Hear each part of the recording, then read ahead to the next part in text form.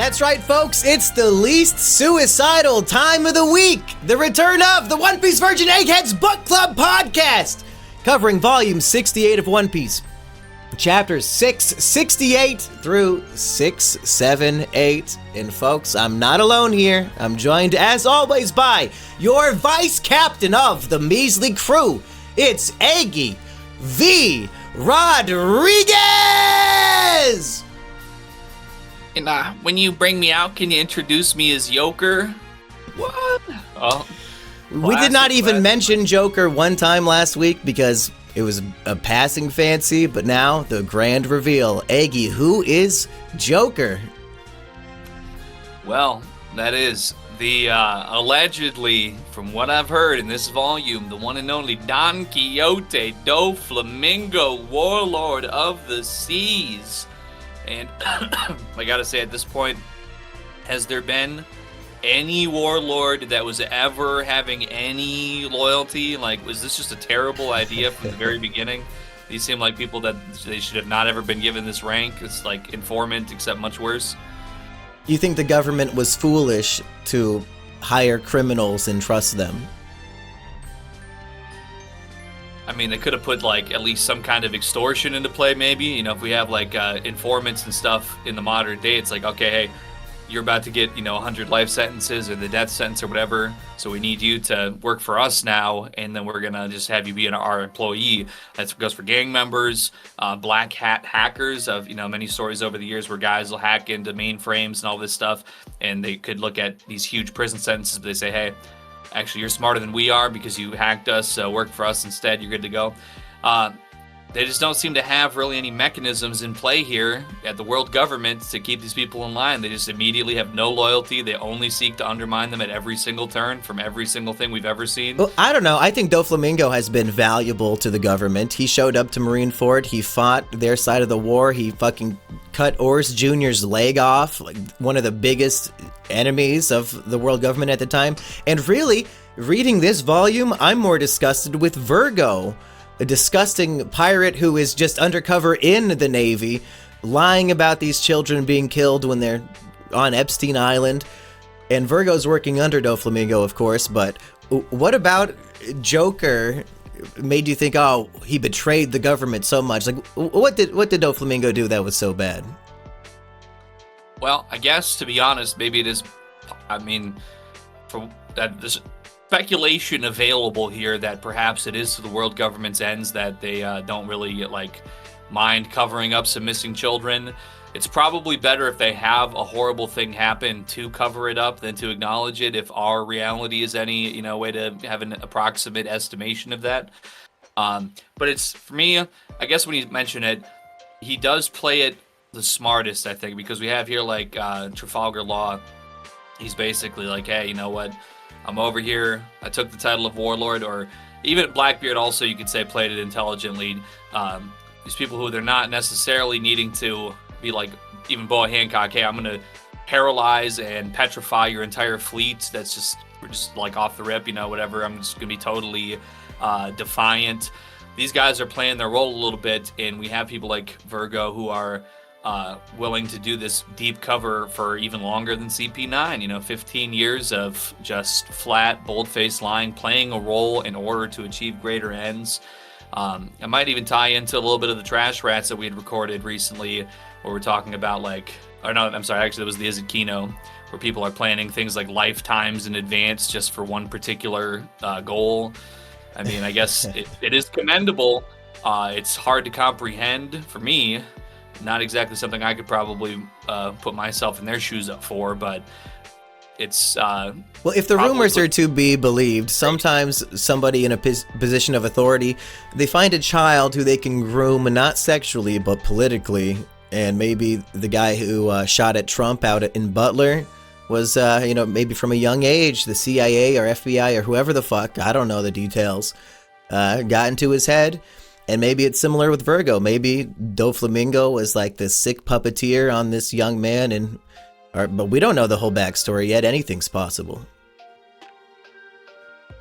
And I think also the behavior that we see from Virgo here, it has a bit of a a cruel but slightly like also stupid element to it that maybe could really play perfectly into his character here for towards these ends.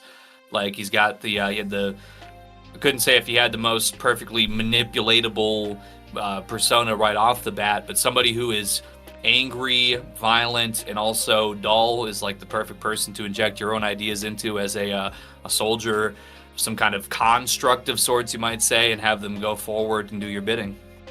And he fundamentally lacks self-awareness on the level that he'll have giant pieces of leftover steak on his face and be oblivious. He has no clue until it's pointed out, hey, you have 8 ounces of food stuck on your face. And even in like the little flashback when we're introduced to him, he had like French fries on his face. There's always something that he never notices.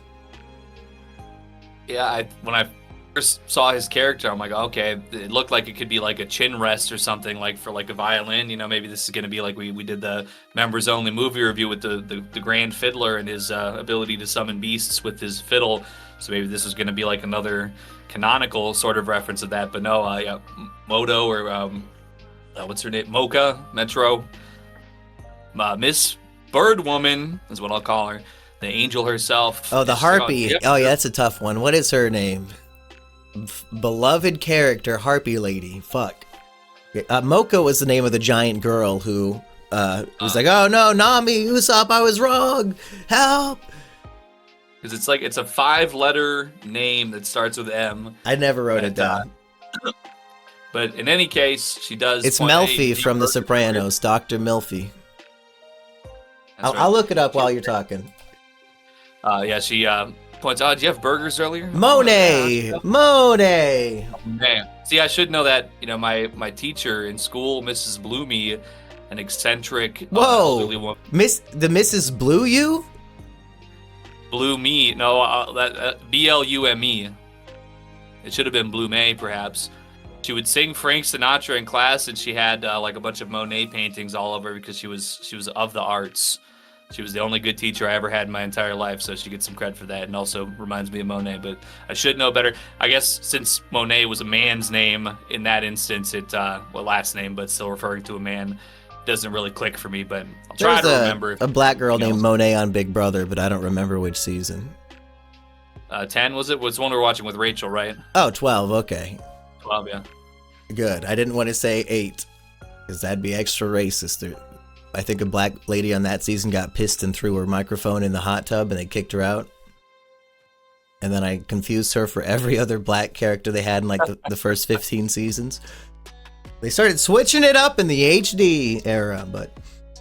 Eggy, enough of all that. Although you did mention we reviewed the movies, the first 3 One Piece movies, as 3 separate bonus episodes. So if you've been waiting for a reason to become a member for $3 a month, you've got hours and hours and hours of members-only exclusive content to enjoy, movie reviews, arc character tier lists, and etc. Eggy, we're almost 10 minutes in, and I have not yet asked you, what is your top of mind? Well, once again, we have some great picks this week. I think probably what hit me in the feels the hardest was the horrors of Smiley. Smiley, which, you know, is because he's slimy. That's why he's called Smiley. The ultimate lethal gassing weapon that killed everybody on Punk Hazard 4 years ago. He's been being condensed into a goo-like form, a solid that's a matter change, just like Newton said or whatever. I don't know. I dropped out of school. But, in any case, he's been being condensed from gas into a form, and what's more, he ate a fruit of the devil variety, a zone fruit, and he became an axolotl type, which the only reason why I'm at all familiar with those is because they're a memeable creature, and I think they're a Pokemon also, right? Yeah, one of them is. I heard you like Mudkips. That's right. And I also liked how all the characters were like, oh, he's a frog, he's a snake, I don't know, he's some... In any case, he is horrifying. Imagine, if you will, like we have something called like a plastic explosive in our reality that might bear some resemblance maybe to the substance on a textural, physical level that Smiley's created of, but this is much worse. Pure poison goo concentrate. You touch it, you're gonna die. If you try to set him on fire and immolate him, he explodes in a horrible, murderous fashion, and he's able to take little droplets of himself. I should say, little comparatively to his mountainous full size, and he's able to launch his self wherever he's aiming to appear at. And as the pieces land, they all start forming together into the full form. It's horrifying. There's a lot going on here in this volume in many aspects and respects, but the idea of this monster doing this and all of what it has to be able to use offensively is in fact very terrifying to me. So he was hanging up there in my top of mind for that reason. Is poor Smiley not just yet another Momu, a slave to an evil dictator? And in this case, he's killed in the very volume I think we get to meet him, because when he eats that giant piece of candy, he sets off the land of the dead, just all-encompassing mist of death. And we see a little bag of apples, and after Smiley's dead, one of the apples turns into a devil fruit egg. Have we ever seen this before? Do we assume that's the axolotl fruit reincarnating, Eggy? I mean, it'd probably have to be the first guess, but at the same time, this has never been seen, as you mentioned. And we have to say, perhaps, the Caesar Clown, if he's truly the greatest mad scientist who is doing things, unspeakable experiments, just ruthless torment of giantized children and people, Brownbeard's crew being told that they're, just go in here, bro, it's good for you, and then they get gassed to death and are horribly mutated and all kinds of stuff. Why were there wooden doors on Vegapunk's gas chamber? Back in those days, it was just a different time. Caesar Clown hadn't updated the technology yet. They were just working with it, more gas masks and things. It was okay. They didn't hurt themselves too bad. And they used the Smiley Agent Orange, I think, on the people. Agent Smiley. The possibility, I'm thinking something like, this is a little bit spacey for me in the memory, but wasn't there an episode of the Powerpuff Girls back in the day where they have like a bad batch of Powerpuff serum or whatever, and it creates a horribly ugly, hunchbacked, buck-toothed freak? So this could be like some kind of nuclear fallout, Smiley fallout that is just imbuing itself into, this might be a devil fruit that's going to turn you into some kind of horrible freak, like a giraffe zone type, or just something, unspeakable perhaps. Not the axolotl. But, axolotls are cool. Maybe it would be, better to have a slime type axolotl than have a human turn into one, because I think you're going to be looking extra freaky. You might as well just be a fish man at that point. Yeah, especially if you lose the ability to swim. I feel like there's not too many aquatic-based devil fruits out there. Can we think of any others that turn you into something that is supposed to be in water? Well, I guess our good friend Kinemon, he doesn't have a devil fruit, but wasn't it that... No, he does. Okay, so he can't swim then, that's right. Yeah, Kinemon can create clothes out of like a rock. Oh, right, yeah, that's correct, yeah. And he has that nice flame cutting power, all the same. Yeah, I like that his natural, or not natural, but his sword skill that he crafted is far more useful in a way than his devil fruit power. Like, he could cut an explosion to save everybody's life. That's pretty good. That's devil fruit worthy. Gives me some old school World of Warcraft flashbacks, because it would be seen as a flex if you were a physical attacker and your specialty was tailoring, because usually, everybody would have a profession that was relevant to their combat abilities. That way you could always provide for yourself. But so if it would be seen as like very elite if you could just have like a novelty profession in that way. And I feel like his swordsmanship and being a Wano samurai would lend himself some. So I'm feeling a little bit of that energy there. And I'm happy that he was able to become whole again in this volume through some very spectacular deeds by Sanji. He's probably channeling some Arlong Park deep dive. Sanji's like a reverse sicko here, where he's obsessed with saving this 40-year-old man, but had no interest in helping the children. You're going above and beyond to help this dude at this point. But I want to backtrack. Is there anything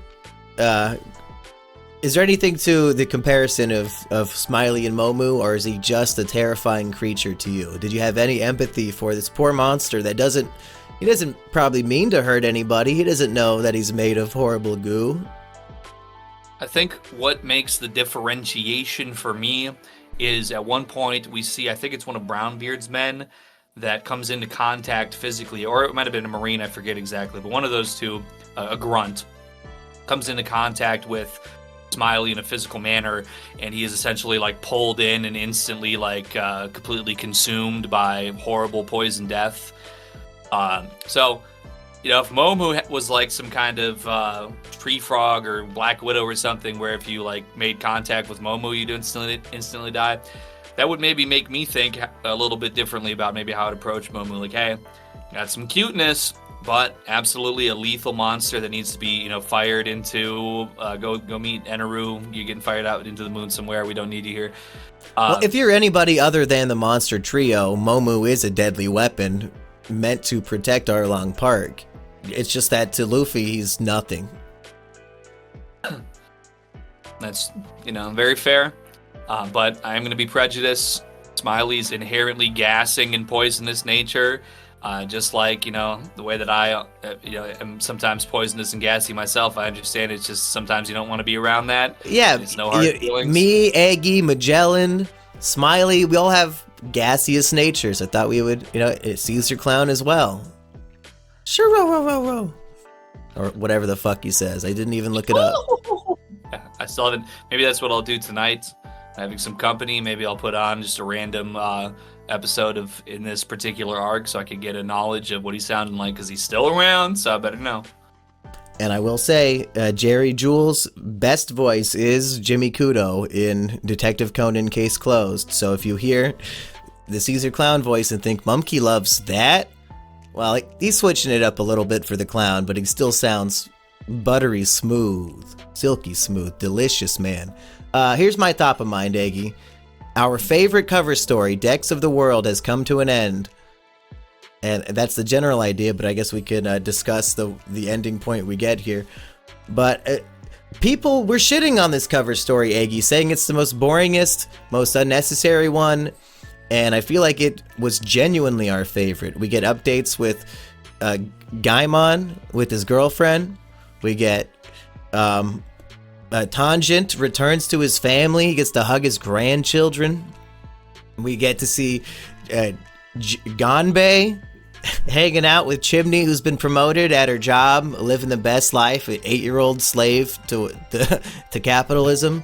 It's amazing. Speaking of Gons, we got Gon 4 in the pumpkin patch. Skypiea is at peace and unity. It's a beautiful thing. Yeah, I wish this never ended. I don't want to see random cover art. Oda, if you don't have anything else that's storyline wise, like what we're getting with Caribou here, if it's an off week, just give us more random updates of what everybody's doing, because there's plenty more characters. Just go to the top of the Decks of the World cover story series and just add even one additional. You could flesh it out to 2. Let's take the next 10 volumes and just go back and expound upon some of these things. Or maybe a few panels per area, region, time, or whatever. But in any case, I did think that the final image that we're shown was extremely powerful. And well, let's hear about it. Once upon a time, some volumes ago, I thought to myself, oh, hey, you know what? Ace, he's about to, they'll figure him out. Nobody dies. Ace, they're just gonna, whatever, something's gonna happen. He's gonna have a bunch of pound signs all over his body, probably like a pool of blood. He's gonna go, "Urgh," and then his eyes are gonna open up and be all like flame, like I'm really angry, and that makes me powerful. Kind of like a little bit like what Luffy had in his combat here versus Caesar Clown, just really, like going up against something very powerful, seemingly undefeatable, but, pulling out that extra power out of his hat that he's been building up. No pun intended there with the hat mentioned, but speaking of hats, aces, yeah, it's up on the grave. I gotta say this much, too. In this golden age of piracy, we have people like Doflamingo, like Blackbeard, that they'll do anything and go behind anybody's back, cross anybody to get ahead. With that being said, these graves, they have the actual, items, I think, anyway. Maybe it could be made of stone, but in any case, very beautiful monuments to both Whitebeard and Ace. And there's no desecration, there's no thieving of the items and destroying anything. So it goes to show that however ruthless this pirating world might be, they do still have some humanity down in there to not do anything too terrible. I don't think Blackbeard does. I think if he'll kill Whitebeard and take his fruit, he doesn't really fight with a weird sword on a stick, but I would not be shocked if he stole that from the grave one day. He seems like a grave robber. Seems like he'd wipe his ass with Whitebeard's flag and go, "Rah!" Yeah, whatever makes him laugh. Did you notice any other details in this grave photo? Yes, the three cups, the Sabo, Luffy, and Ace serving cups. That's right. How could that be? Did Luffy visit this grave and leave that there? Well, see, when he revisited Marineford, that wasn't this, I suppose, 'cause I was guessing they're not going to have a grave for Ace at Marineford. No. It's a little suspicious. It's a little bit. When I'm thinking about people that I've talked about and they're not dying, Ace, it's not looking so good right now, I gotta say. He's looking a little bit dead right now. However, there might have been another little somebody, another brother from another. Real talk. Huh. Who they said he was dead. I don't think so. I haven't seen enough to say he is, and he might be out here doing his thing. Well, I saw a podcast title that said Sabo dies and never comes back, or something to that effect. Was it on this channel? Yeah, it was on this channel. So yeah, who knows? So, all right, well, factly and logically, then it has to be Luffy. I'm sure he's got around at some point. I mean, it's his brother's grave. You got to go out there at some point. Yeah, we skipped 2 whole years, so anything could have happened in there. And that's my logical conclusion. Oda wouldn't spoil us with an image like this on anything in the future. What's that called? Right. Foreshadowing? That's for cowards. I want to be surprised at every step of the story. I never wanted any clue that any of this was going to happen. That's how I live my life every day. I don't suspect that anything. I don't even pay attention to what day it is, what week it is. Really, if anything's catching my attention, I need to be served legal papers for it to do so. So that's about it. Eggy, I don't know about super chronological here because we're kind of scattered with characters all over the place, so we can just go in order of whatever you want to talk about. But there is a moment I enjoy early on here where I think Robin is warning Luffy that most pirate alliances end in betrayal, and Luffy says, "You're gonna betray me?" And Law says, "No." And that's it. And that's very funny because I think the first laugh out loud kind of moment that I had in this volume here is, Law, they're getting the alliance together, swallowing a little bit of his pride to, be literally carrying Chopper with him to help the espionage. And as Law and Chopper are making their way to the entrance to enter the laboratory, like Luffy and the Straw Hats pull up in this huge explosion. He's like, "Oh, where's the master at? Let's go kidnap him right now." Robin's like, "Luffy, that's a secret." And I go, "Oops." Yeah, Luffy's a tough ally to have if you have a secret plan to pull off. Especially with the setup of we have seen that Law is having ulterior motives where he's at right now with his title of warlord and everything. So perhaps we could suspect that there could be something in the future where we might not be able to trust him, and then who's the one that really ends up being untrustworthy kind of is Luffy, because he's just showing up to immediately reveal the plan by screaming it to everybody in a huge explosion. Do you see a future where Law betrays Luffy in a major way? I would probably just, it is what it is. Like, it has been 2 years. He's got his own ends to serve. He probably, at the very least, would not have a very public alliance with Luffy and the Straw Hats, I think. However, later on in this volume, we do get a return to some of the supernovas, a little bit of an update. Not more of an update of their bounties than anything, but we get to check back in with them. And that makes me think that perhaps there is still, what do they say? This is the worst generation, is the supernovas. They're all the worst pirates, and they all are just a plague on the New World. It might be a situation where maybe some of these guys do want to stick together, or at least maybe not cross each other's paths, not get in each other's way. Like, they've already got enough of a reputation to where they probably want to be carving out some of their own path and not get tangled up in each other's business. So as we come back and re-include those supernovas back into the story, that makes me think that there's at least more of a likelihood that we're not going to see any kind of outright betrayal. Maybe just sort of like agree to segregate at some point after the goals are met, which might have already been what was kind of being thought of to begin with. Which supernova alliance do you prefer?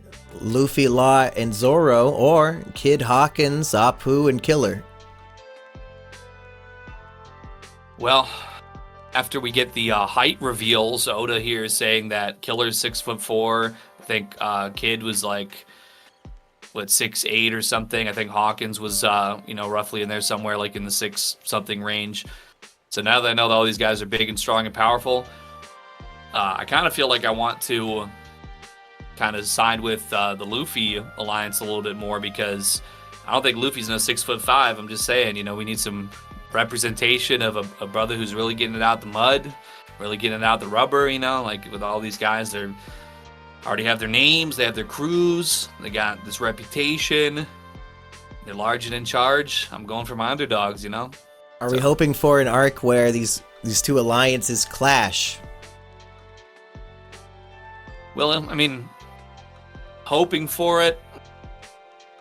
I think it would be interesting. I think that the combat could be interesting, and I also feel that, with Luffy's goals of becoming the Pirate King, it should be inevitable at some point that they will have to clash, but I feel like that would be more of a like a peer-to-peer, we're on the same level, we're kind of just, an evenly matched 3v3 kind of situation, compared to the kind of evil that we're seeing here from Caesar Clown, experimenting on children, gassing islands to death, having infiltrated government facilities and working with plants, like with what Doflamingo's been doing in his position. So I feel like that's just such a clear evil that should be routed out, that we should probably keep that as our primary objective, to keep getting those people out of their positions.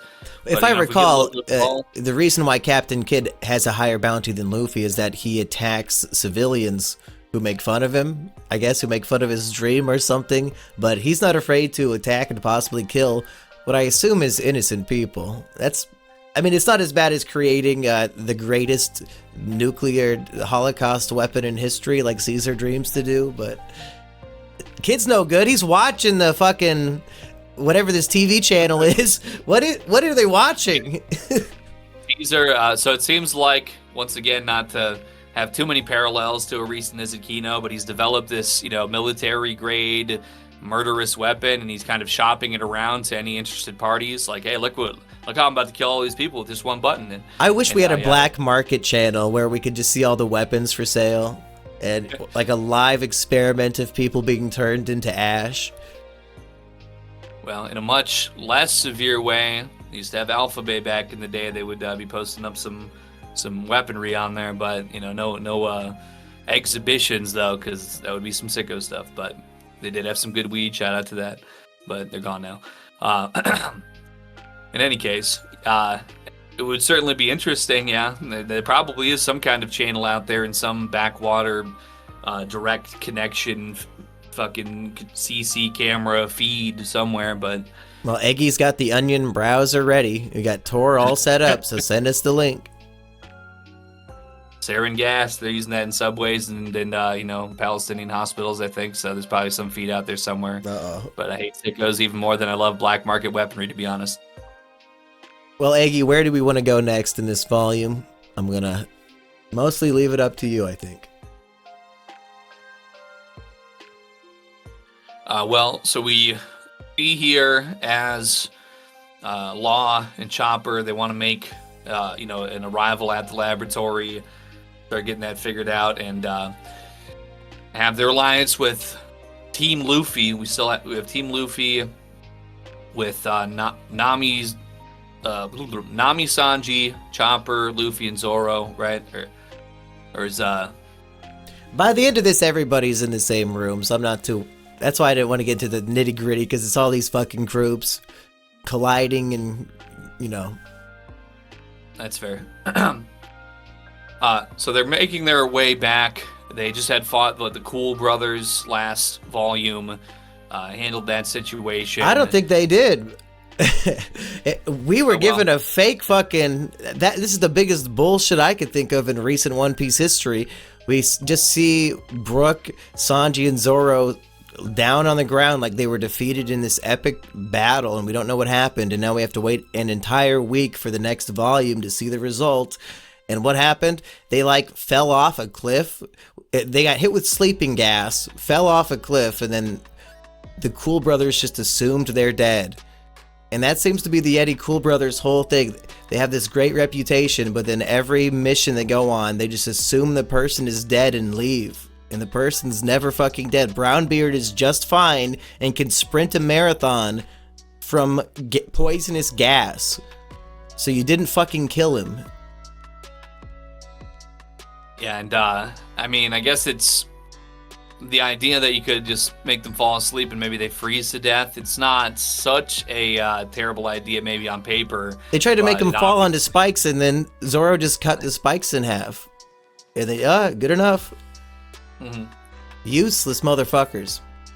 And why do they have straw hats on? Why are they looking like a Luffy silhouette? What does this mean, Oda?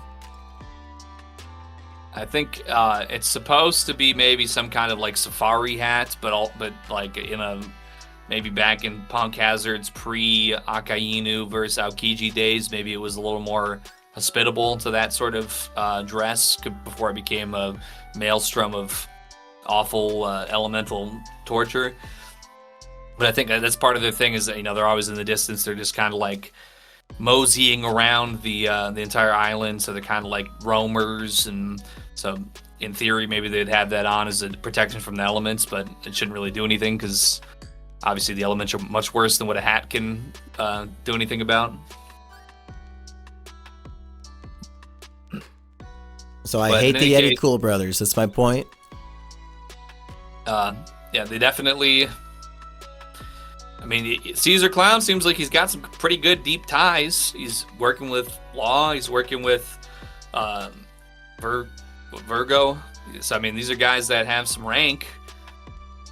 Even Monet seems much more capable, and she doesn't really do all that much.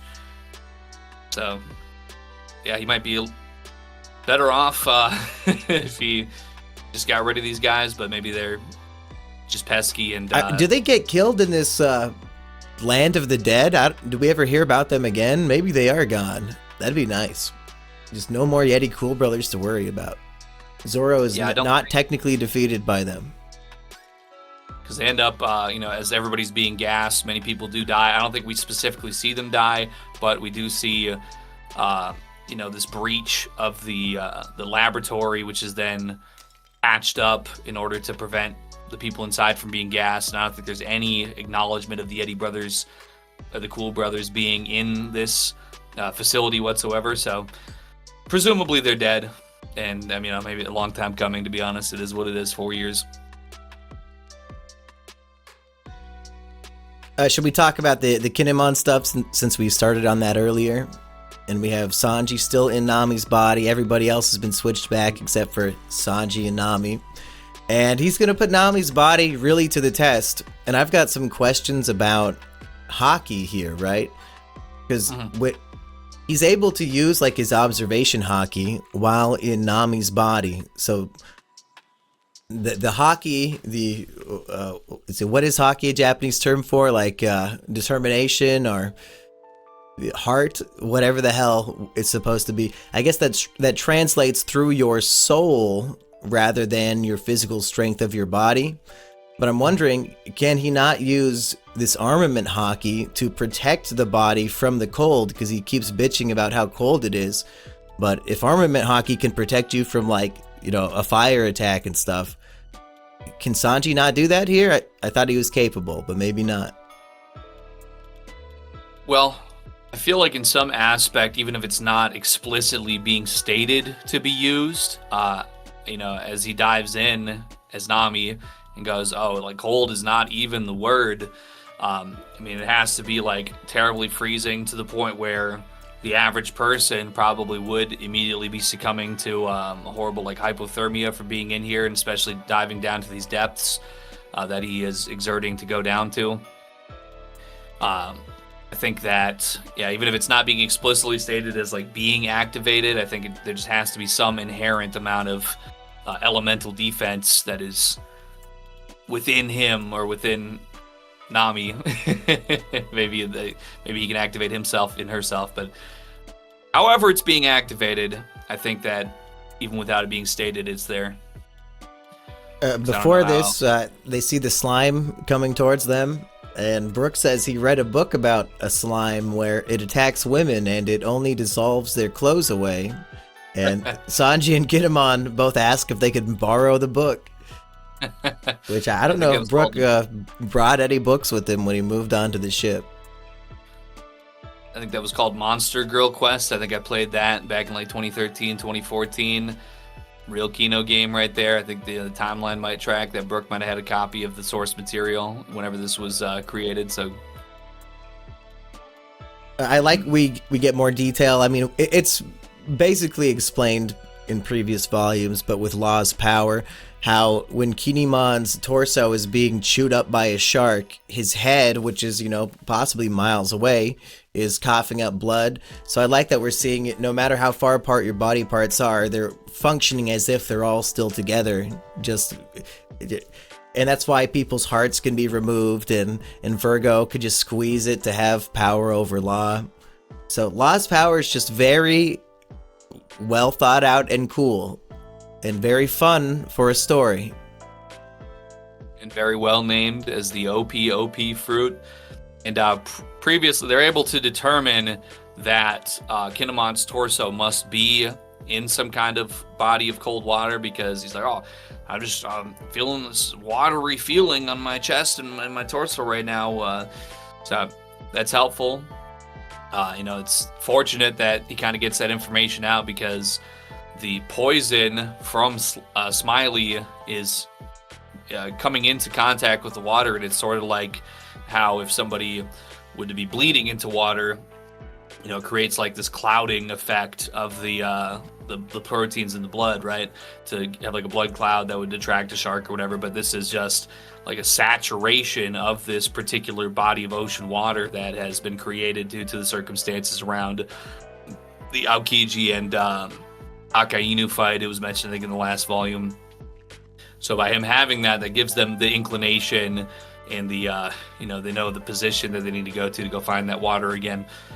So that was very helpful. You know, maybe a few minutes earlier, he could have not been getting chewed up, but thankfully they were able to get it handled. Well, and after Sanji recovers the torso from the shark, here's another question. He used observation Haki in Nami's body, and now he's using his skywalk ability, but he calls it blue walk or whatever because he's underwater. Now, I feel like that's a physically trained ability of a body that has been running away from transgender women for years. That's how is he doing this in Nami's body with her normal legs? I feel like there has to be some kind of precedent for it in the way that maybe, I don't know if we've seen it necessarily yet so much in this series, because, our example last volume was Frankie inside of Chopper's body using the rumble ball and completely losing control. I think that if somebody had trained a certain sort of particular combat ability, they might, in their mind, have a muscle memory that they could sort of express on a body, as long as it's not a body that is significantly damaged or very underdeveloped. I just feel like I've seen that before in other properties and series and medias and so on, where somebody, if they might have control of another vessel, they might be able to exhibit some of the knowledge they've gained because it is tied to what is in their brain more so than their physicality necessarily. I feel like the body swapping of the Straw Hats, all the fun shenanigans, is really Chekhov's gun for the series, and Oda is using this to teach us mechanics that will be relevant later on, even if we don't know it. And this concept of a guy's trained skill can still be used when he's placed in somebody else's body, I wonder if that's an extremely important detail that will be relevant perhaps in an epic flashback or epic future event involving a body swap. And this is not even a spoiler. This is me hoping that this becomes relevant again in the future of the series. And I feel like this might be just a little bit of world building, a little bit of rule explaining, and that this will be extremely relevant in a world-shattering way, perhaps. But maybe not. I don't know why Nami can blue walk. Well, if we were to suppose that it also once again plays into Oda's masterful weaving of the narrative, that's something that could sort of set this precedent, set this standard for future events, could be used in just such a particular way of, oh, hey, this is a guy. We met him when we came to. His legs were coming out of this dragon. We got the two pieces. He feels himself in this water. It's all just a very, consistent, continuous through point from the beginning of really where this arc began to take place. And yet, as each step progresses in a logical way, we can still weave in these developments, these exhibitions of abilities and talents that we might not have seen explicitly stated or used previously. And then it's going to just be able to establish those footnotes in the lore and in the canon of the series. Just the best way to do it. So Kinemon gets put back together, and it's revealed he's also a tall Chad, same height as Brook. Both swordsmen, same height. I wonder, is Brook somehow from Wano? Or is it just a coincidence he's like a swordsman who's extremely tall? I don't know. But any other thoughts on Kinemon now that we get him in his full capacity? Firefox Kinemon. Firefox has frozen. Could it be, Aggie? Oh, it's real. It's so real. And I think what I really appreciate about this part here, where Kinemon is fully reformed, and he announces that he is a samurai from Wano. What does he say? The land of I didn't note that part. Kuni, maybe? I think it's just a region in Wano. Yeah, something like that. It's like if I went to a foreign country and said, "Hi, I'm from Iowa." Like, what the fuck are you talking about? Just say United States, you stupid fuck. I did poke into it here. From Kuri of the land of Wano, and his ability really catches Zoro by surprise, and you see this kind of expression on his face where he's kind of confused and questioning, just like a genuine look of surprise followed by a genuine look of like satisfaction, intrigue. And Zoro, he's a tough cookie, so like he's kind of stoic, and he might not just catch him with this kind of expression being displayed in this organic way so often, and I thought that was really the right way to do it, just seeing a brand new kind of swordsman attack that he's never seen. It's from this far off mythical land where all these guys are supposed to be the best of the best. It's in the new world. They're just, it's funny how long did we get into the new world here? We had, basically show up, look at the triple log pose. Luffy sees some shit going on and says, oh yeah, forget the log pose, let's go over there. And it's turned into just like, you really uncovered a real storm of events, and I think that I don't know if we could have gotten a better way to dive headfirst into all the new world insanity than this. And so I'm kind of putting myself in his shoes a little bit. Like, there's been so many crazy things going on here. Really, our lives are significantly at risk, pretty much nonstop since we've landed in Punk Hazard, since we've been kidnapped and so on. And to really just get a taste of this new power, it's like seeing just a new attack, a new weapon or something that you've never seen before, and gives you new heights to strive for in your own career as a swordsman and the expertise you seek to gain. So, are we to believe that Mihawk, the world's greatest swordsman, cannot cut flame like this? Why didn't he teach this to Zoro? That is a good question. I suppose if you're Firefox, shout out to the browsers, maybe just have your specialty that is like your own. And Mihawk, he settled for his homing energy that creeps up through the ground and chases you around. Might be possibly more often suitable for combat than being able to cut through fire. But so if Kinemon teaches Zoro how to cut through fire and explosions, and Mihawk does not know how to, that might be the ace in the hole for the sword fight. Just find a way to blow both of you up and then protect yourself with the cut, and maybe he's done for. As we've seen, explosions kill characters very easily in One Piece. Oh no, actually the opposite. I forgot. Caesar Clown blows up Nami and Usopp, and they wake up like 5 minutes later just fine. And not to be so referential to those movie reviews, but a man does, show up with a bomb vest that gets set off outside of his body, and all that, this huge pile of dynamite that should be able to kill entire cities. That just knocks the handcuffs off of the Straw Hats, and they're good to go. So, spoiler alert. But after Pell flew into the air with a nuclear bomb and survived, no explosion means anything in One Piece.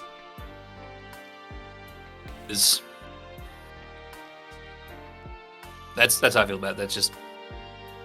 I think from that point the group just runs away and ends up with everybody else. So, any final thoughts on the Zoro Kinemon group? They really utilized their abilities to the fullest and kept it together. And Sanji was able to control his gooning. I can't remember if it's in the beginning part of the volume or if that's a little bit later on where he gets his... Oh no, that's running from the land of death. He gets his second wind by groping himself. Yeah. So, only tactical sicko utilization. I think we'd all agree that, if we could start groping ourselves for a power boost in a time of need, that's just me. If I ever get bored or even slightly tired or anything, I just go right for it. It's like a... Well, and he did it accidentally. He was having trouble breathing. Like many classic American heroes have been in that position before, and he's like, oh, my chest, and then, oh, titties, and he gets a quick adrenaline rush, so. He's gotten to the point, he's so locked in that he's not even cognizant of Nami's breasts anymore. Is this possibly the greatest lock-in, the most on-point hero that we've seen at any point so far? It's got to be... I've heard from women with large breasts that even walking is extremely painful. So to be running full speed with crazy legs, as they point out, like they're pointing out Oda's drawing style of their extremely fast run, because they're like, our legs look crazy right now. But even then, those 20-pound jiggling fucking meat sacks, he didn't even notice them. Ladies, of One Piece fan ladies who are following this podcast, let us know if your giant titties ache when you run away from poisonous gas. Probably a lot of them out there.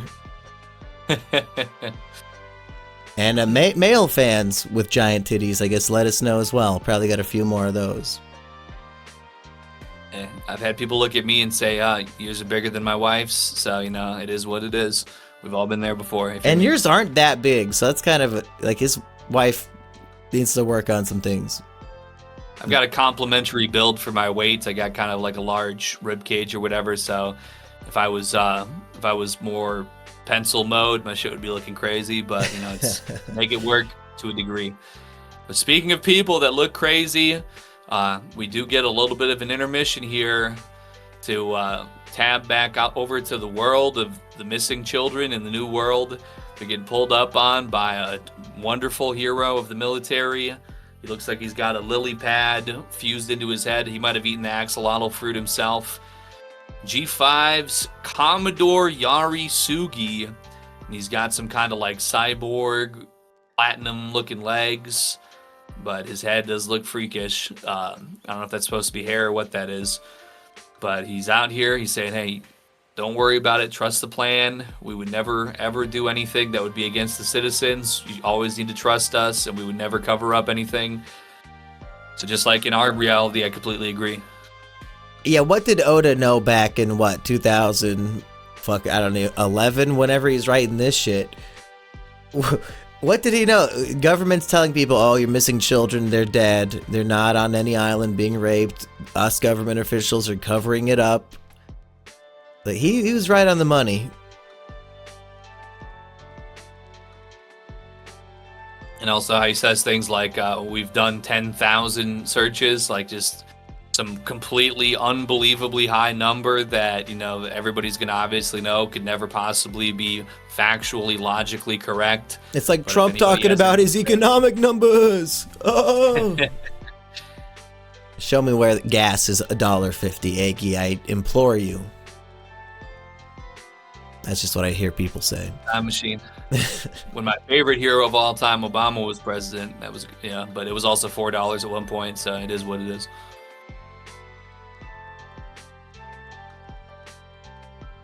Luffy is just grabbing gases at this point now that he has super hockey powers, because when he fights Smoker, or I guess Tashigi Smoker, he grabs the smoky arm. I thought that was very cool, and throws Tashigi to the ground with it. And then when Caesar comes out to give his evil speech, oh, my master plan is blah, blah, blah, Luffy's like, gotcha! And he just grabs him. I thought that was so cool. Very unexpected. Like, you think the final boss fight would be saved for the end, but Luffy's like immediately grabbing him. I think that it was written very well because, like I said, with that initial thing, we have him like popping out, but Caesar's not there at that point. He's just like in the mix. That's when he catches the attention of G5 and Smoker, Tashigi, or whatever, and then they have their combat when he's pulling up and saying, "Oh, where's the master? Let's go kidnap him right now." So then when he does show himself, and it's is inferred that he is the master, he stays with the same energy. It's he's just right on top of going for it, completely tunnel vision, nothing else. He likes Law. He's very fond of him, and he wants to have this alliance and stick true to what he was told to do. And I'm glad that it all came together in a way that was very agreeable. The fight with Luffy and Caesar is very fun because Luffy is just brutally pounding him, and Caesar gets 3 or 4 panels of him just looking pathetic and getting destroyed by Luffy sent flying. Luffy sucks up all the poison gas intentionally and then like squirts it out of his ears, like complete cartoon logic mode, which is hilarious. But no, not even a but. I don't want it to seem like it's negative in any way. I love it. And I think it scientifically makes sense if you're made of rubber that you probably could suck it in through your mouth and blow it out your ears. The holes probably connect somewhere. Yeah, I was a little bit thinking maybe that something might end up happening, perhaps, like that he might have maybe been a little too bold about it, but after the Magellan shit, he's a little bit immune to poison. We get the Old Faithful, and I think it's good to just kind of keep that in mind. That is nothing to for the most part, nothing to worry about, I would say. This would probably be about as close as it could be to be worrying about it if you were caught up in the land of death, because that would be probably a little too much to bear. But yeah, I think Luffy would still be all ashy after that. Mhm.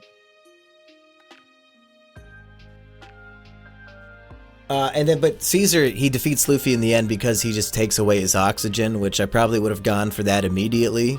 Again, like Minnesota police officers, they know. Just take away somebody's oxygen and you'll win the fight. And he does that. He defeats Robin and like the whole squad. And I don't know why he doesn't want to kill anybody. He needs everybody tied up, I guess, just to be televised in this experiment. But he spares everybody. Like he needs every single one of these bodies to be in the land of the dead. Yeah. On one hand, you get a little bit of that inclination where it's like, okay, this is that grand super arch villain who is, doing a little too much theatrics to the detriment of their own final goal. But also at the same time, if we're looking at this, we're getting some of these political inclusions in here. I think we have probably some precedent for that you would want the world to know, hey, oh, you thought this guy was the biggest and the strongest. Just like maybe more so in the modern day, it's been things like statues and monuments that are taken down or removed or destroyed or whatever. Like, do you think this guy is all that? Well, guess what? I'm going to take that down and I'm going to put my guy up instead or whatever the case might be.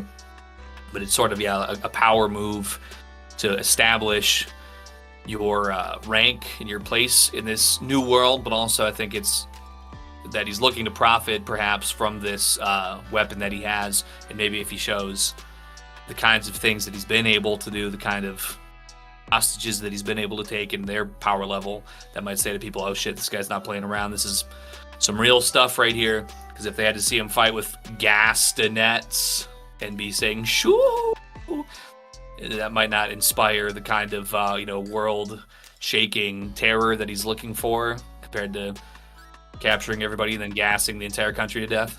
But then when he's doing the experiment, Frankie blows something up and the smoke blocks out the entire cage anyway, so he doesn't even get the shot. So it was all for fucking nothing immediately. Caesar just, for having the power to take away somebody's oxygen, he should be way more deadly than he is. And I get the narrative excuses for sparing everybody's lives so far, but I guess, what do you think's going to happen in the upcoming, battle / attempted kidnapping? How does Luffy fight back against somebody who can remove oxygen? Can Haki prevent that from happening? Well, I wonder if Frankie, with his cyborg powers, if perhaps he could have some kind of ability that could synthesize oxygen, or maybe he could intake it from a different kind of source with his robotics. I could see Nami using her weather abilities perhaps somehow to maybe change atmospheric pressure or something that would have a detriment to Caesar's abilities. Maybe he's trying to take the oxygen away, but it doesn't work the same. Usopp, he could maybe be planting some trees or something, like a tree plant attack, and then they all could very quickly generate oxygen. Those are all some probably my most considerate things. I think that Zoro and Sanji, with their aerobic abilities, that maybe they could lock in some kind of state to where they are utilizing the most minimal amount of oxygen, in some kind of survival mode. But it's damn hard. I mean, you're basically being put into an unconscious state immediately, which I think he probably could show these guys as hostages while also being unconscious at the same time. But otherwise, probably what it's going to be, because we see towards the end, there's one of the children that is overcoming their meth addiction, and they don't want the candy anymore. They just want to leave instead. Maybe Mocha could be the one domino that topples the bunch. Maybe she'll just end up breaking through a door and causing some kind of havoc and commotion. And then maybe Mononosuke, Kinnaman's child that he's been searching for, maybe he'll come out and maybe that'll empower him to have some kind of grand power increase that could really be useful for the Caesar clown fight. I think those sorts of plot points in order to overcome versus just a certain ability that might possibly counteract his oxygen deprivation. I think that the plot point coming up of some kind would be more likely than just a specific counter. Maybe Usopp gets those Sea Prism Stone handcuffs and just slingshots them and shoots them at him. Can't use your gas powers then. That's very true. We do be having some sea prism stones floating around amongst this whole Smoker situation. should just stab him with his cane, as he does to Luffy here. I like in that fight, Luffy's fighting Smoker in Tashigi's body, and Luffy says to him, hey, let's save this fight for later when you're at your full power, because this is completely pointless. He's something to that effect, and he has this big, cheeky grin. Prediction, are we going to see this fight happen? Will a full-powered Smoker and Luffy have an actual 1v1 in the future, as promised here by Luffy? Well, I feel like Smoker would also be very desiring of that. You know, he just unfortunately was still in Tashigi's body at the time, so seeing Tashigi just kind of flounder, and he's like, if only it was me. So he's probably getting amped up more than anything. Plus, he wants to get rid of Luffy. He's been wanting to get rid of Luffy since, Logtown? He's been on his ass, so he's like, you're finally in position. You got Caesar Clown over here like, oh, my slime creature is coming from the sky. Here's my giant children of meth candy. Ooh. And Law's like going around putting, swapping people's bodies into pieces and just doing all kinds of freaky shit, and you're just like, then you're in a hot babe's body with your tits hanging out, and you just, I mean, all that would really piss me off. I'd be, if I wanted to kill Luffy for the last 5 years, 3 years probably, maybe 2.5, depending however much, I'd be more bloodthirsty than ever probably at this point, just so furious.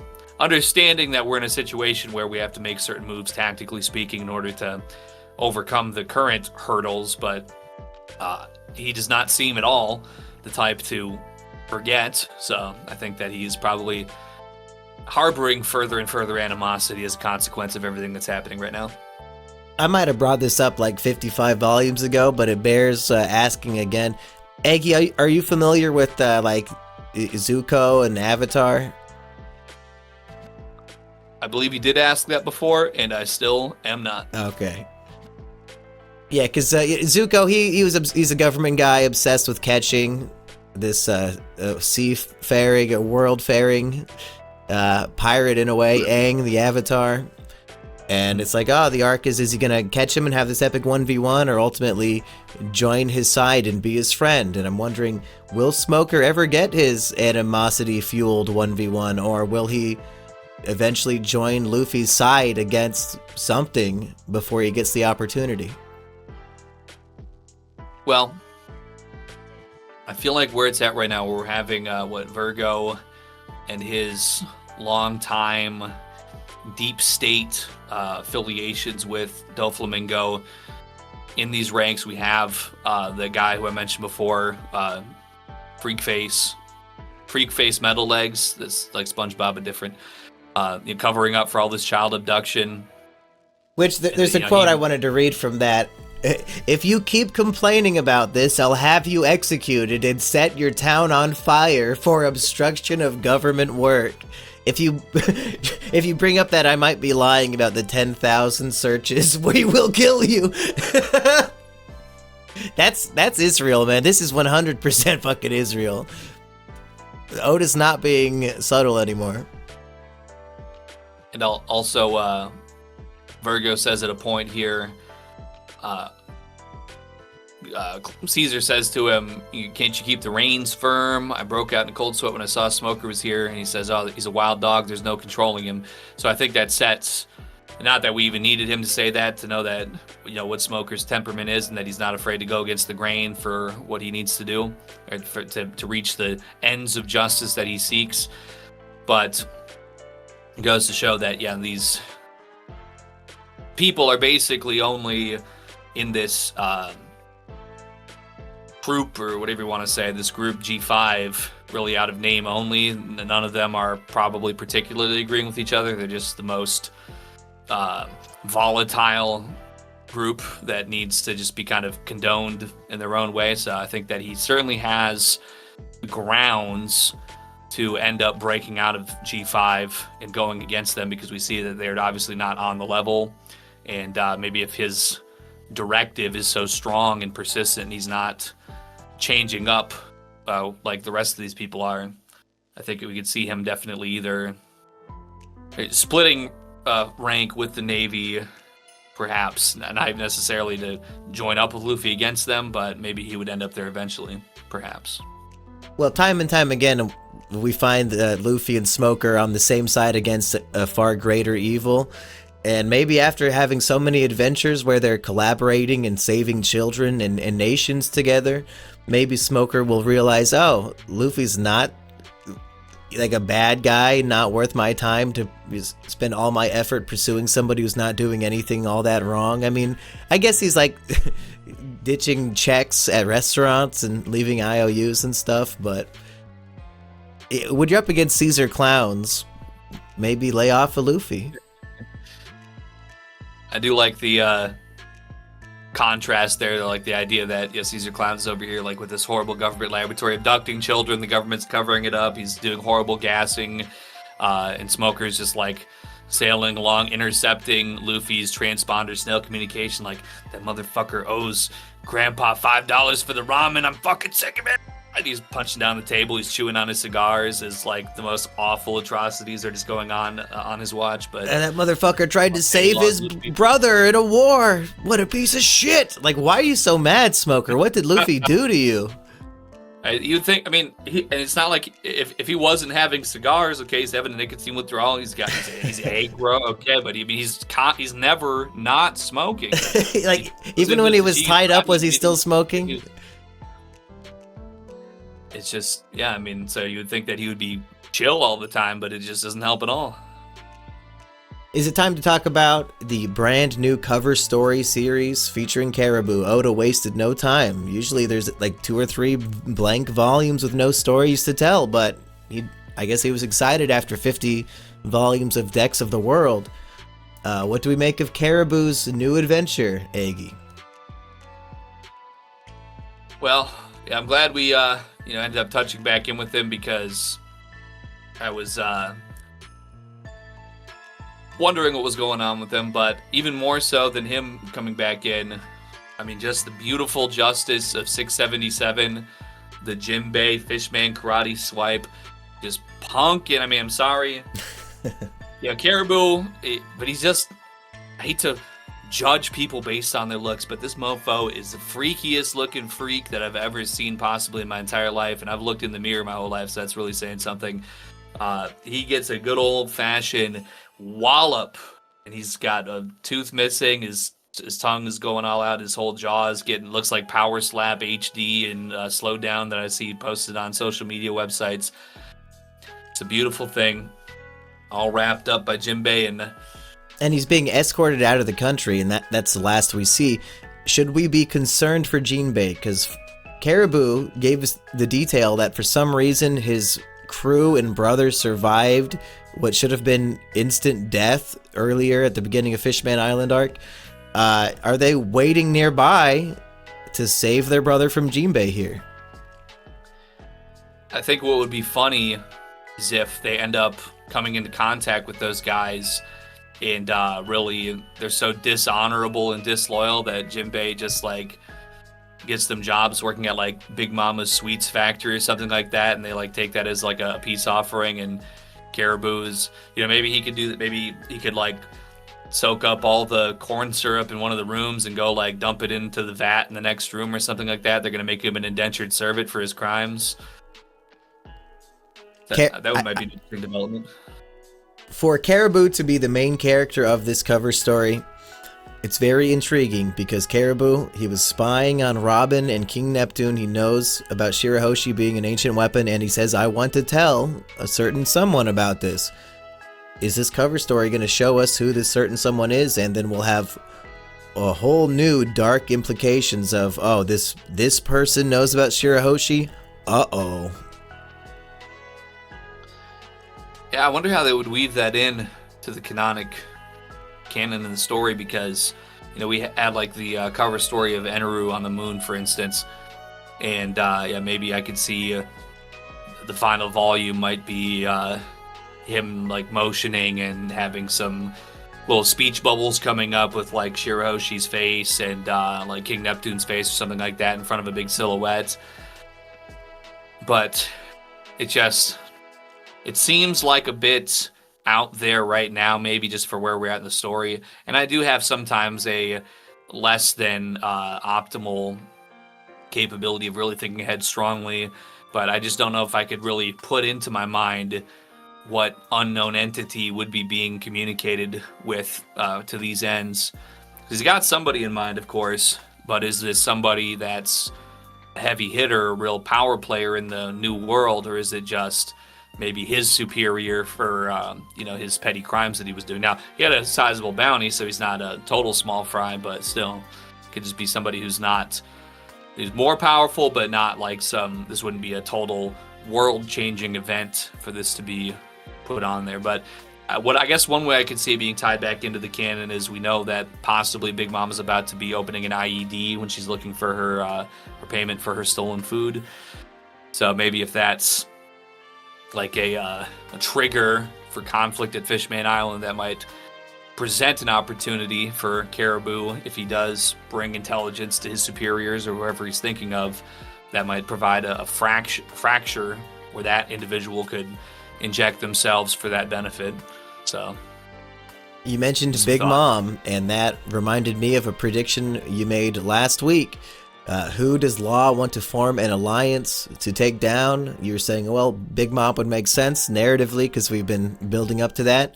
But who does Law say?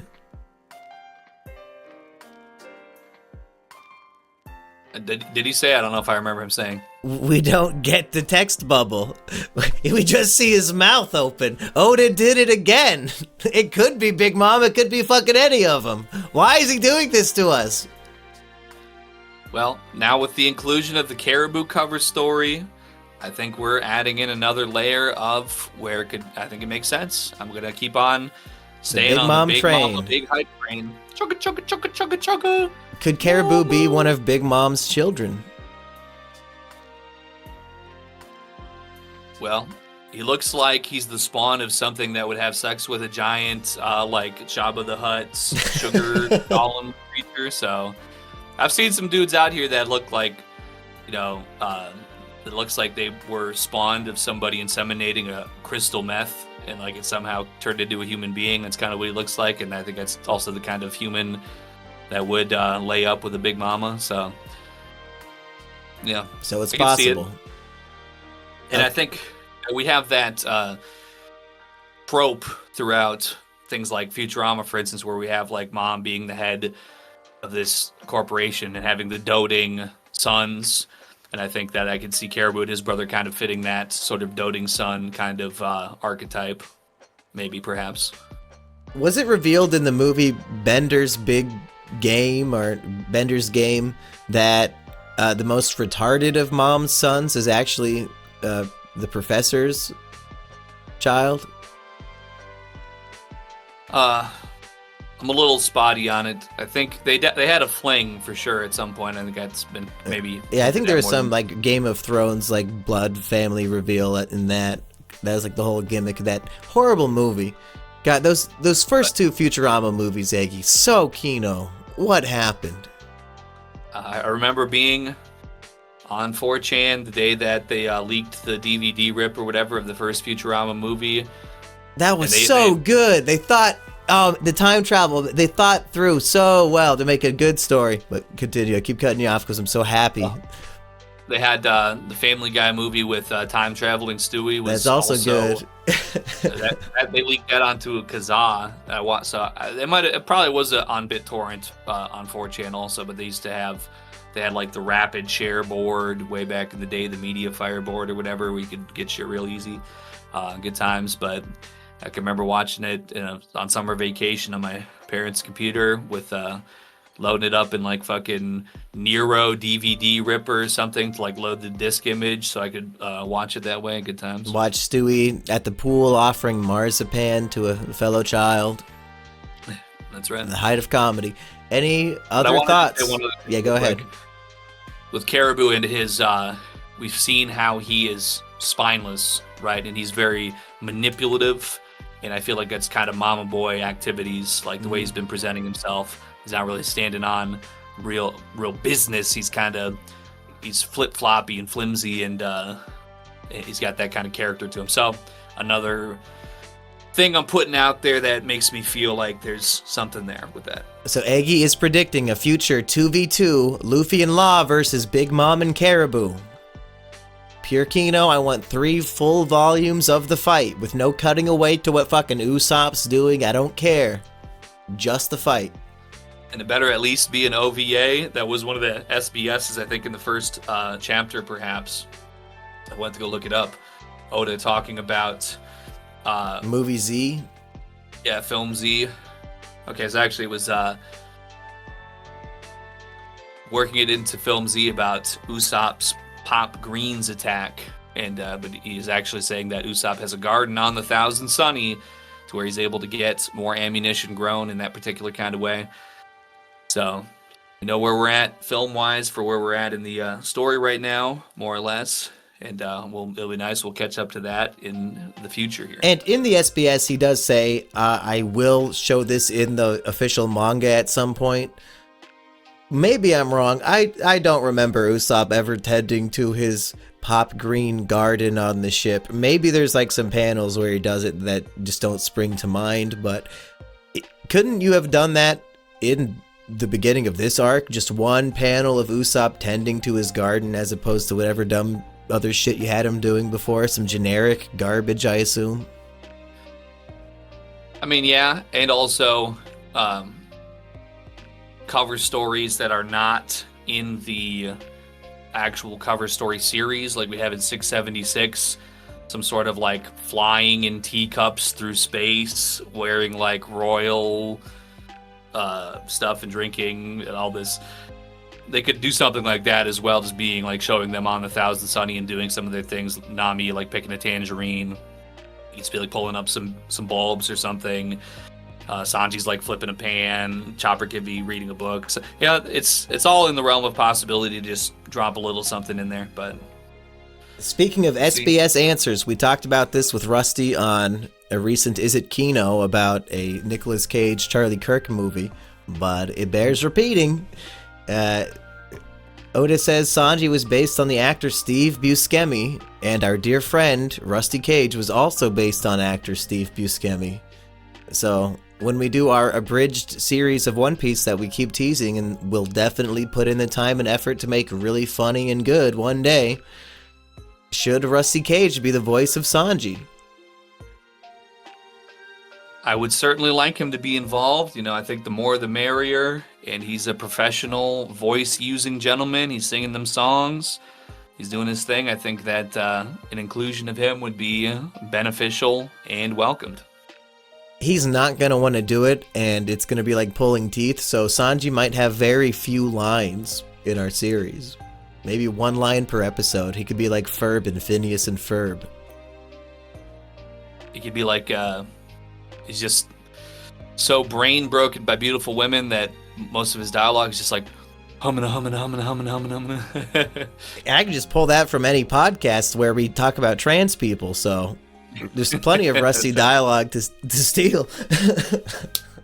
This sentence makes Rusty's Trash Rats appearances just like state of the YouTube episodes, like to go over like a several year period. You can just hear his voice like changing tones and frequencies and all mixed up together. Yeah, I have to mix up it when he says I love trans people on the podcast. I have to edit it to be I hate trans people for Sanji. And you know, AI is really strong nowadays. I recently got TTS re-enabled for my live streams for the first time in years, and people were using AI voices of like TV people to donate in, so they must not be too difficult. I've been trying to figure it out, but they really try to hide you and paywall it, and they don't want to give you all the secrets, but I'm looking though. Also in the SBS is when Oda's giving all the supernovas ages and heights. He says Bonnie's age is an estimate due to her powers. So he's being a little bit coy. Even the author doesn't seem to know how old she truly is. So maybe be careful about having a waifu, folks. She could be 9, she could be 99. Yeah, if you're ever seeing yourself with a gal and she can just start shapeshifting, probably not good for anybody, like even whatever age aside, because obviously she could be every age at once. I just think shapeshifters, just like Caribou, they're not trustworthy. They're going to go behind your back. So, but we did have that great theory that Bonnie might be Whitebeard's mom, and then when Blackbeard's trying to hit on her after killing Whitebeard, maybe Blackbeard's literally like, I'm going to kill you and fuck your mom. And then Bonnie just rejected him.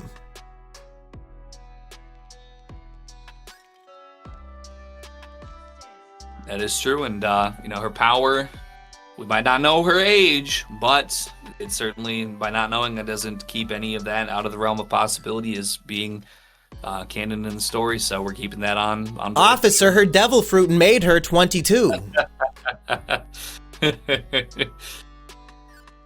Hey, well, at the end of the day, at least she knows that if she ever gets approached by the world government to take her to Punk Hazard, she could just morph into 18 years old and they'll stop bothering her.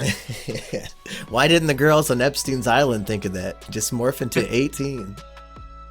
And of course, the volume ends with Zoro saying, "Hey, Luffy, we're in the new world. Take this shit seriously." And then Luffy turns into a UFO and flies around to kick people. Very epic. Yeah. A lot of, we got the, dabba, dabba, dabba, like little crazy run. We got Luffy being able to fly with his spinning legs. He's throwing really steam or poison out of his ears. Very cartoony volume for Luffy. And I think I don't have any problem with it at all. I think you do need to. You're coming into the new world, and it's going to be so harrowing, so intimidating that I think that you need to almost got a goofy max a little bit to match that, in a defensive way, because if you let it eat at your psyche too much, it's going to overwhelm you because nothing makes sense. So I think you got to match it with being a little nonsensical to, get on the same timing. Eggy, any final things from the volume or any final predictions before we let everybody go? Well, I'm going to stay steadfast in my thoughts. Big Mama's about to have a big mama. You know what I'm saying? I think he's breeding with methamphetamine crystals and giving birth to Caribou. And I think that, she's literally laying there, morbidly obese, getting blown up in the face. If you have to fight an emperor, come on. It's, Shanks he ain't going out like that. Blackbeard or whoever else, they ain't going out like that. So I think that I'm going to continue thinking that is the path that we're heading towards.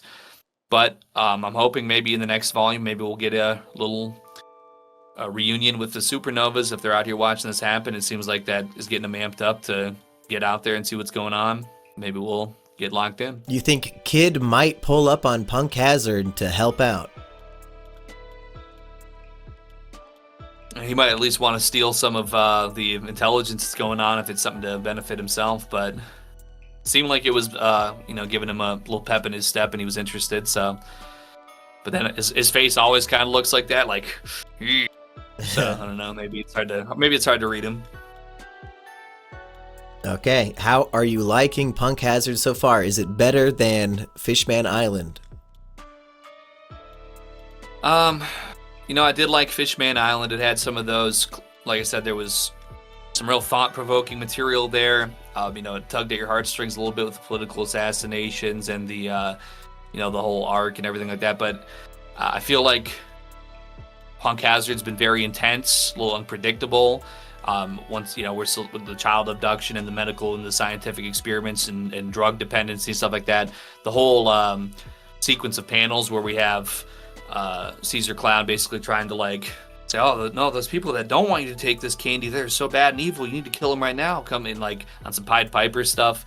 That was emotional in a way of just, really insidious for sure. Is Caesar our darkest villain so far?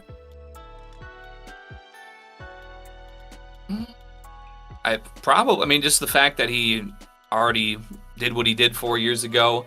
He, murdered everybody to begin with, and all that did was just a footnote in his medical experimentation. Time to continue on with these experiments. Really devious for sure.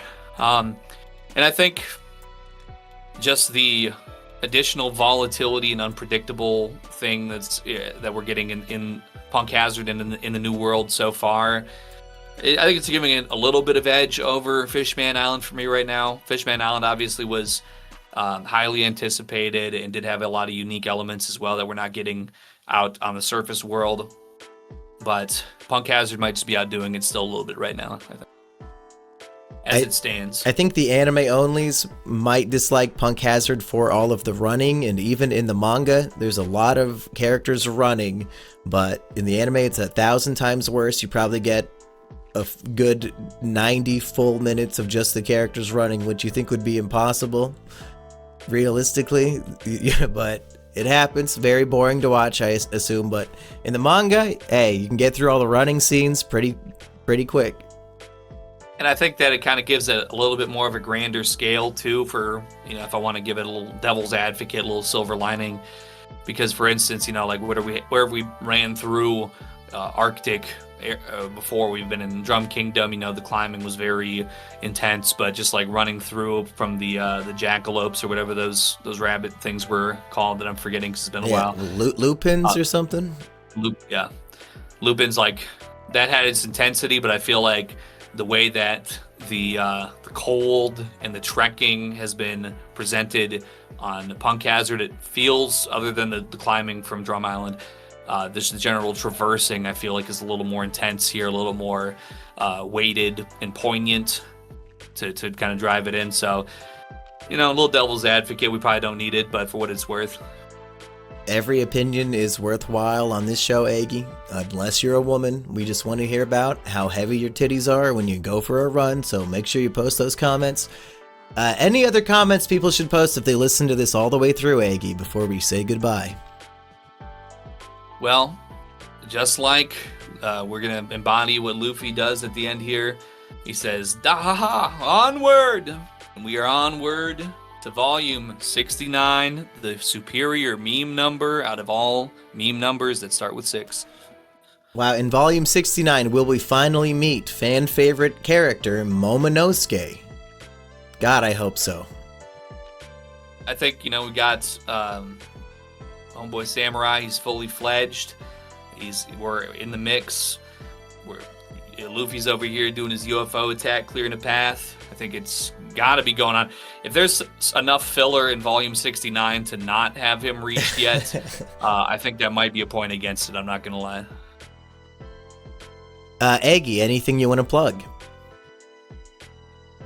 Well, I think we are closing in on 13,000 YouTube subscribers on the Egg White channel. That's at 1 Egg White in your YouTube channel bar. Getting back doing some live streaming on there again after a lengthy hiatus. But been having some good times on there. Just was playing some Fortnite. We had like 9 Dream members all on voice chat. It was a little bit chaotic. I think people were saying like it was a lot of noise for my average, say that's not in a derogatory way because it's a superpower autistic viewer, maybe hearing like 10 voices and TTS sounds and also gunfire in my game all at the same time, also while I'm talking and saying a bunch of different stuff. Might have been a little bit overwhelming.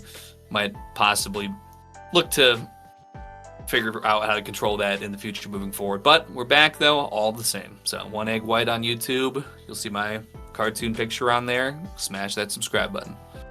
And the Aggie Solo Naruto Virgin podcast is starting again anytime now, right? Hey, episode 1 was only 13 months ago, so I'm still dying to hear that. Can you send me that audio? I need to hear your opinions about Iruka.